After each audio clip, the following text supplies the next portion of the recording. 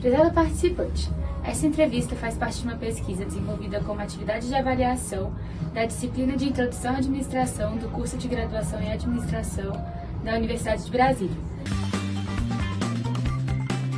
Então agora a gente quer saber um pouquinho de como tudo começou e que você falasse um pouquinho sobre a sua história de vida. Tá, bom, vamos lá. Para que vocês saibam, acima de tudo, eu sou engenheira de produção de formação, então empreender não era uma opção, eu realmente fui muito feliz na minha escolha de curso e na minha cabeça estava tudo bem. Meu pai tinha uma empresa, ele estava aposentando, eu ia assumir o cargo com ele. Pausei uma vez, ele surgiu, eu brinco aqui de uma brincadeira mesmo, assim, ele surgiu meramente de um faz de conta, onde na verdade eu nem era da parte sustentável, eu nem era da moda circular, porque muitas pessoas me perguntam, né, como que eu entrei na moda circular, e na verdade eu nunca fui desse mundo. O meu interesse naquele momento era unicamente vender as minhas roupas, assim, as pessoas elogiavam muito meu estilo, então quando chegava a hora de desapegar, eu acabava desapegando por muito barato, assim, eu vendia pra costureira, manicure, pra essas pessoas que gostavam ali do estilo, mas não queriam pagar muito. Até que eu comecei a entender que eu tava perdendo um pouco ali de dinheiro e tudo. E comecei a vender as roupas pelo Instagram. E aí, de forma bem resumida, foi quando o Instagram começou a crescer muito. Eu vendi minhas roupas. As minhas amigas viram que vendeu rápido. Comecei a vender de amigas, depois de amigas de amigas. O Instagram foi crescendo. A gente abriu o nosso showroom na Asa Norte. E eu precisei, em um determinado momento, fazer uma escolha entre seguir com o Salzei uma vez ou ficar na empresa. Os dois começou a se tornar muito insustentável. E o que significa ser empreendedora para você?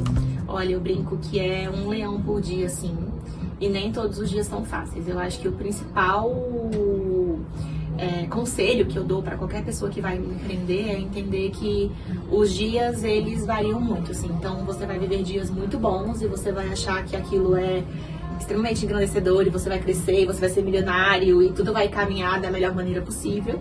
Mas também vão existir dias que você vai acordar e você vai querer fechar a porta, você vai sentir falta da segurança do CLT, você vai sentir falta da sua vida em paz, sem ter que ficar 24 horas por dia no celular, por exemplo, de ter suas férias tranquilas.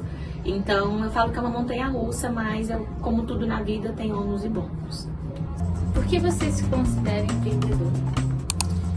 Olha, eu acho que eu posso dizer que sou empreendedora exatamente por tudo que eu acabei de dizer. Aí eu falo que é um filho mesmo.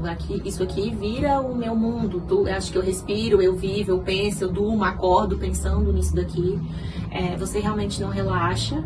E eu acho que não precisa ser nesse extremo, mas pra mim empreendedorismo de certa forma é isso, assim. Duas coisas, na verdade, que a gente precisa ter muito em mente quando você começa a empreender. Eu acho que a primeira delas é a resiliência, é tentar entender que você não controla tudo. E a segunda habilidade que eu falo, eu, por exemplo, que sou uma pessoa muito perfeccionista e muito controladora, a segunda habilidade que eu tive que desenvolver, e eu acho que a maioria dos empreendedores devem viver isso, é aprender a delegar. A gente não consegue ter todas as funções nas nossas mãos. Por que você decidiu abrir seu próprio negócio e por que esse ramo de second hand? Que nem eu disse, assim, não foi uma escolha, né? Mas basicamente aconteceu. Eu posso dizer que eu dei muita sorte de ter acontecido exatamente num setor que está em constante crescimento, né? É um mercado que está crescendo muito. Então, que existia um buraco em Brasília, de certa forma, a gente sempre via muitos brechós mais populares ali, onde vendiam de absolutamente tudo. Então, Brasília tem um perfil diferente, né? As meninas aqui têm um perfil diferente. Então, a gente conseguiu abraçar esse público que vivia, eu acho que uma carência. Quem foram seus apoiadores, assim, eu posso dizer que minhas amigas, acima de tudo, assim, os meus pais não foram. E por dois grandes motivos. Primeiro, que meu pai foi empreendedor, então ele sabia de todos os desafios que viriam pela frente. E a minha mãe pela resistência da profissão. Os meus pais não foram os meus apoiadores, eu encontrei nas minhas amigas o meu apoio. Legal. Isso foi um desafio pra você? Quais foram os Com certeza, eu acho, sempre que inclusive que eu falo de desafios, eu coloco a resistência dentro de casa como uma delas, assim. É muito frustrante quando a gente sente que a gente está decepcionando os nossos pais. E você sofreu alguma dificuldade na sua trajetória como empreendedora por ser mulher? Eu acho que não, pelo setor que eu escolhi, entendeu? É predominante feminino, sim. Então não vivi nada parecido. E você já teve algum contato com a administração uma coisa que surgiu, você foi aprendendo? Eu acho que o meu curso, ele traz um pouco disso, né? Engenharia de produção traz um pouco ali da administração. Convivi com meu pai, eu cheguei a trabalhar na empresa durante um tempo, então eu trabalhava diretamente com ele, que era da parte mais administrativa.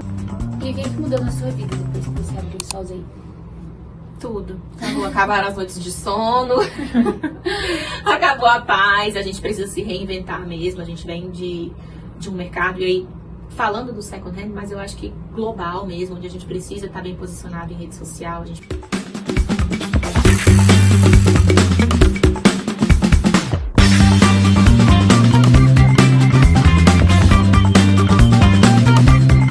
O negócio reflete quem você é, seus valores pessoais, por exemplo. Ai, com toda certeza, assim, eu digo que uma das premissas básicas para mim do Solzay uma vez, até de atendimento, acima de tudo, são os clientes. Então, trate como você gostaria de ser tratado, responda como você gostaria, né, de receber uma resposta. Então, para mim, é uma premissa básica, eu acho que é um valor que vem da minha casa, assim, de respeito, de educação. Então, tudo isso eu tenho que trazer aqui pro Solzay uma vez. Se ele está estruturado, quem são as pessoas envolvidas? Você tem sócios, funcionários?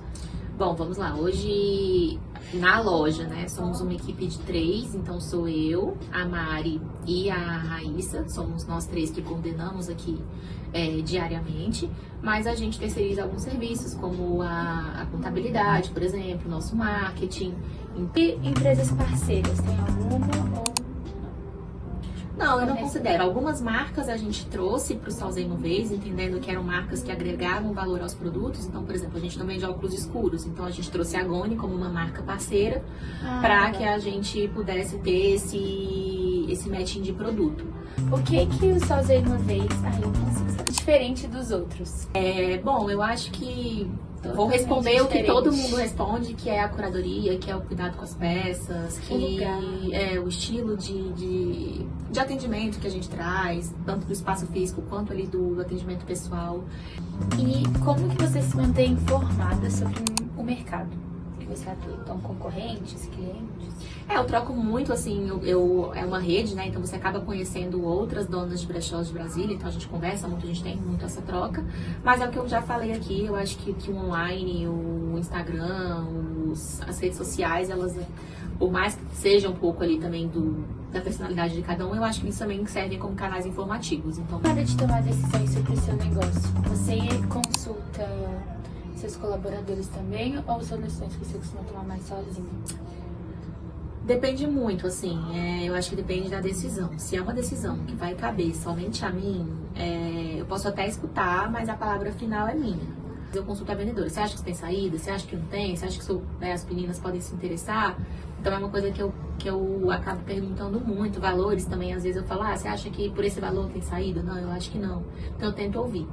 Mas algumas decisões eu acho que cabem só a mim. E além disso, curiosidade, eu sou a Ariana é uma pessoa extremamente determinada. Então quando eu enfio uma coisa na minha cabeça, eu posso perguntar para 50 pessoas a opinião delas. E no final eu vou fazer o que eu quero. Você selecionou as meninas, como que seria esse processo seletivo? A Raíssa já era uma amiga pessoal minha, então quando a gente veio pro Lago, que eu percebi que a equipe ia precisar crescer, que eu ia precisar de uma pessoa ali me ajudando mais na parte administrativa, financeira, eu entendi que ela seria uma boa opção. E a Mari eu conheci atendendo em uma outra loja. Quais benefícios são oferecidos aos seus colaboradores para que eles se sintam mais motivados? Olha, eu vou falar uma coisa, assim, que nem eu disse, eu tenho esse lado muito humano, então eu tento fazer com que elas se sintam muito à vontade. Eu não sou aquela chefe muito rigorosa, elas têm total flexibilidade, liberdade, elas chegam, elas conversam, elas perguntam. A gente acabou realmente tornando uma equipe muito unida, que vai além do lado profissional. Elas têm livre acesso às peças aqui, então elas ganham desconto para consumir aqui na loja também. Natal, aniversário, a gente está sempre disponibilizando o voucher, então a gente deixa até que elas mesmas escolham, sabe? Então, eu tento tornar esse ambiente aqui o mais agradável, até para que eu me sinta confortável também. E o que você pensa pro futuro daqui? De novo, né, que a gente... assim, eu penso muito no crescimento, mas, por exemplo, você falou das franquias, e aí a gente volta pra parte de delegar, e a gente volta pra parte da curadoria, é muito difícil, assim, a gente tem que tomar muito cuidado com o crescimento do brechó, exatamente porque existe um filtro, que nem a gente falou, o diferencial de São Zé uma vez está ligado à curadoria. Como seria uma curadoria para várias lojas? Como seria esse filtro? Como seria esse fluxo? Então, eu acho que a gente ainda vai enfrentar alguns desafios aí pela frente, em questão de crescimento, como fazer o nosso negócio crescer, mantendo o mesmo padrão, mantendo a mesma qualidade. Mas se eu pudesse hoje idealizar o Salzei uma vez, seria isso, assim. E que mensagem você gostaria de passar para as mulheres que estão iniciando o seu próprio negócio? Ai, gente, olha, o que eu posso dizer é que é difícil, não é fácil, não adianta eu dizer que existe uma receita de bolo e falar, vem que a água tá quentinha, porque não é assim. Os desafios, eles acontecem, mas o mais importante de tudo é estar disposto. Mas é extremamente engrandecedor também, é que nem eu falei, é o nosso sonho, é nosso acima de tudo, é nosso ponto. Então tudo que acontecer é nosso, seja de bom, seja de ruim. Legal, eu amei, foi isso, acabou. Muito obrigada por ter disponibilizado o seu tempo.